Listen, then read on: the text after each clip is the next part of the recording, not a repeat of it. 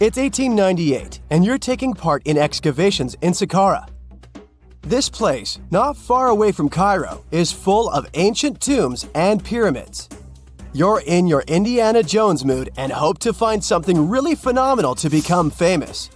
Gold, manuscripts, treasure maps, mummies of famous pharaohs. Wait, a wooden bird? You're really disappointed as it looks like a regular toy.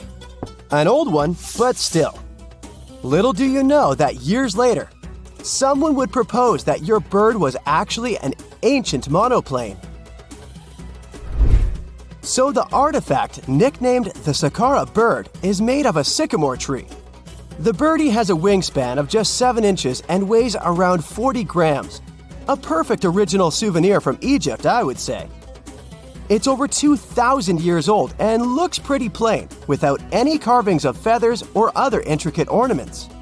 It has a beak and eyes though, which makes our find look like a hawk, the emblem of the deity Horus.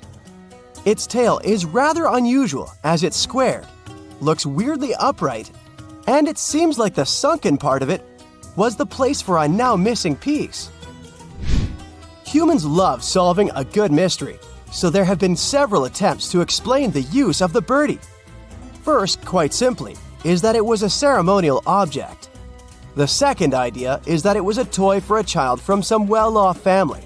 It could have been some sort of boomerang, which was a popular concept in ancient Egypt. Then there was a theory that the bird had been used as a weather vane. But this one has been debunked as the figure doesn't have any holes or markings, except for the one made at the museum in Cairo to fix the exhibit on a stick. So there was no way to hang it in the past. Almost a century after the bird was found, Egyptologist Dr. Khalil Masiha proposed a new theory that it could have been a model of a monoplane. He believed the bird was missing a horizontal tailplane. Otherwise, it had its wings set at a right angle, similar to that of modern planes. It could have worked to generate the aerodynamic lift necessary for flights. Dr. Masiha also claimed that it was common at that time to place miniature models of technological inventions in tombs. So, did the ancient Egyptians really invent the plane in 200 BCE? That would make the Wright brothers, who are considered the inventors of aviation, really upset. They made one of their first flights only in 1903. There's just one way to know for sure, and that is to test the model. But you know, the ancient museum in Cairo would unlikely let one of their cherished exhibits fly around like a toy. That's why glider designer Martin Gregory built a similar model, this time of balsa wood, and concluded that even with the missing tailplane, the plane wasn't much of a flyer. Case solved? Not really. This didn't sound convincing enough to the History Channel, so they invited an aerodynamics expert to build another replica of the bird. He tested it in weather conditions similar to those in Egypt and was impressed with the little plane's abilities. So, if they did invent the prototype of a plane back in the times of pharaohs, it would be a good example of an oopart. That's an out-of-place artifact, an object that's way ahead of its time in terms of technology or history. And the Saqqara bird isn't the only example of such a revolutionary concept. In 1901, a group of divers retrieved the Antikythera mechanism from an underwater shipwreck near the Greek island of Antikythera. It's been dubbed the world's first analog computer, and it's currently dated around 100 BCE. The bronze mechanism could tell the position of the sun, moon, planets, and stars, as well as the lunar phase, the dates of upcoming solar eclipses, and even the speed at which the moon moves through the sky. No one's sure who used it and how or where it was made. But it's obvious that it's extremely precise and way too advanced for its time. The first flushing toilets in the world were invented in the middle of the 20th century. Just kidding. The ancient Minoans on the Mediterranean island of Crete and the Indus Valley civilization both came up with this brilliant invention at the same time, around 4,000 years ago. The plumbing and sanitation were so well done that no one managed to design anything better until 2,000 years later. One ancient Minoan lavatory was discovered at the Palace of Knossos. It looks like it had a wooden seat set over a tunnel that directed water from a rooftop reservoir to an underground sewer. Other varieties got water from jugs. Only the super rich people could afford all this glory. So if you wanted to shop for real estate back then, the flushing toilet would be a telltale sign you were in the rich neighborhood. Automated doors became a cool, seemingly new invention back in 1931. But the technology behind them is actually much older. Think the 1st century CE old. Mathematician and engineer Heron of Alexandria came up with a hydraulic system to open and close temple doors. To bring it into action, you need to light a fire to produce heat. There was a brass pot under the fire, half filled with water. The inventor connected the brass pot to containers that acted as weights. When the fire was burning, the water moved into the containers. They went down and pulled the ropes. It was nothing like a supermarket door that opens in front of you before you even have time to think. Heron's door took hours to open, and there was no way to stop the process. That's why they only opened the doors once a day before people entered the temple, to add some mysticism at the temple during ceremonies. Spooky. Looks like the first ever battery was invented in Baghdad around 2,000 years ago. A German archaeologist found this oval-shaped clay jar in 1938. Scientists are still not sure what purpose it served and who exactly invented it. There is a theory that it was used for electroplating objects with precious metals. When they filled it with a weak acid like vinegar, the battery produced around 1 volt of electricity. Another theory says it was a vessel for sacred scrolls. Would you like to buy contact lenses designed by Leonardo da Vinci himself? In 1508, he invented a glass lens with a funnel on one side. You were supposed to wear it with water inside to improve your vision. Sounds a bit uncomfortable, doesn't it? So, around a century later, French scientist René Descartes decided to improve the idea and make the cornea contact the future lenses. Contacts because they contact your eyes, get it? The glass tube with liquid did help improve vision, but blinking was sadly impossible. 2.5 centuries later, new technologies in the glass industry let scientists design contacts that would fit in the eye and even let the wearer blink. Thanks, guys! Still, those lenses were made of heavy blown glass and didn't let the eye breathe. About 50 years later, contacts became plastic, lightweight, unbreakable, and scratch-resistant, but still covering the entire eye. And then, in 1948, an English optical technician accidentally sanded down a plastic lens and figured out they'd still be in place even if they covered only the cornea. Imagine you're living in 19th century London and need to send a message to New York. It would have taken about 10 days to get there by ship. So when delivery time went from days to hours in 1858, it was a true sensation. The first message was sent by Queen Victoria herself. It was all made possible thanks to the Transatlantic telegraph cable, running under the ocean. Sadly, the new cool invention only lasted a few weeks. It took years to bring it back to life. A plane with no identification marks is approaching the coast of Indonesia. It's not the most peaceful of times, and the flight operator is alarmed. 2 fighter jets take to the sky, about to take down the unidentified plane. It's all about to end in a disaster, when the fighters notice one strange detail. December 1st, 1941. Captain of a Boeing 314, Robert Ford and his team are preparing for one of the longest flights on one of the biggest planes in the world. The Boeing 314 Clipper California is a high-capacity seaplane. It has no landing gear, so it can only land on water. Its length is 100 feet, and its wingspan is 150 feet. This is more than a 6-story building. And on board this plane, there is a restaurant, resting areas, and even a room with a bed. Despite its size, the Clipper California can stay in the air for more than 18 hours.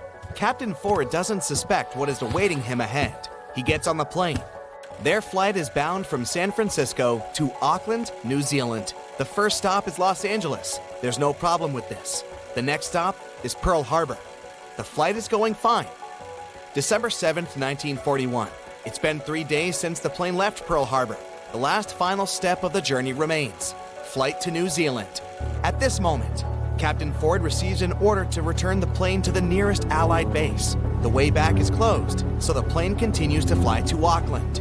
The Clipper lands safely at the Auckland airport and receives an order that seems impossible. Robert Ford and his team must paint over all the registration and identification marks on the plane and deliver it to LaGuardia, New York. Then, fly across the world. This is an uncharted route with a length of 23,000 miles. In the entire history of aviation at this time, no one has flown such a distance. The team doesn't have maps or modern navigation devices. They don't know the lands they will fly over. They don't know who they may meet on their way and at which airports they will land. They must maintain and repair the plane themselves, extract fuel, and plot the route. At the same time, they have almost no money. Immediately after receiving the order, the team goes to the Auckland Library. They study all the atlases and maps to create a detailed flight plan. First, they need to get to Australia, then fly to Africa along the coast of Asia, and then they should go to the US. The crew paint all over the signs on the plane and prepare for takeoff. Fortunately, before the start, one banker finds about their situation and gives them $500. The plane takes off. The team didn't notice they forgot to paint over the American flag. In a few days, it will save their lives. Before Australia, they fly to New Caledonia to evacuate a group of people from there and deliver them to Australia. The operation is successful. In Australia, the team needs to refuel the plane. They don't find special transport for Clipper services at that airport, so the crew themselves transport 800 cans of gasoline. And here's an important detail. The Boeing 314 doesn't use conventional fuel. It needs to be filled with special high-octane aviation gasoline. Early in the morning, the Clipper takes off and heads to Indonesia. The flight is going fine. They are approaching the airport. Meanwhile, the captain of the base where the Clipper is supposed to land notices an unidentified plane. He doesn't know who's flying it and from where. No one warned him about it. It may be an enemy plane. 2 fighter jets take to the sky. They are approaching the Clipper and don't see any identification marks on its body. The pilots are about to attack, but at that moment, they notice an American flag. If Robert Ford hadn't forgotten to paint it over, then everything would have ended badly for him and his crew. The fighters allow landing. The Clipper lands on the water. A boat floats towards it to meet the plane's crew, but stops. It turns out the plane landed on a place filled with sea mines, so the boat doesn't dare to sail there. The Clipper approaches the port and miraculously avoids contact with mines. Robert Ford and the crew of the plane are well met. They are going too quickly to rest and hit the road. But then, a big problem surfaces. The plane is running out of fuel, and at that naval base, there is only ordinary automobile gas. Nobody knows if the plane engine is going to go with it. It may burn out or stop working altogether, but there's no choice. They fill the tanks with ordinary fuel. Captain decides to take off using the remnants of aviation fuel, and during the flight, they switch to tanks with ordinary gasoline. When this happens, the plane's engine begins to clap and rattle, but after a while, it calms down. The flight continues. For 19 hours, they fly on dangerous fuel. Their next stop is Ceylon. The sky is covered with clouds. The pilot doesn't see the coast and the airport, so he decides to lower the plane below the clouds. They fly at an altitude of 300 feet above the surface of the sea and notice a huge whale ahead. The plane flies closer, and it turns out it's not a whale. It's an enemy ship. The Clipper begins to gain altitude to hide back into the clouds. Finally, they are again surrounded by a white veil. The booms and blasts are heard behind and below the plane. The Clipper's flying with zero visibility for 60 minutes. Finally, the clouds are clearing and they see the port of Ceylon. The team makes a short stopover and proceeds with its journey. As soon as the plane takes off, one of the engines explodes. Fortunately, they didn't have time to fly far from the port, so they successfully landed the plane on the water and repaired the engine. The Clipper continues its mission.